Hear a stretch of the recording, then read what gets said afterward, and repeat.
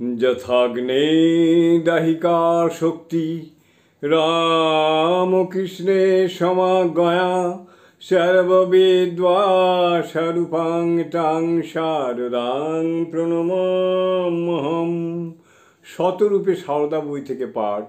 বিষয় নিবেদিতা ধ্রুব মন্দির, শঙ্করী প্রসাদ বসু। চতুর্থ, নিবেদিতার রচনায় শ্রীমায়ের নিকট চিত্র।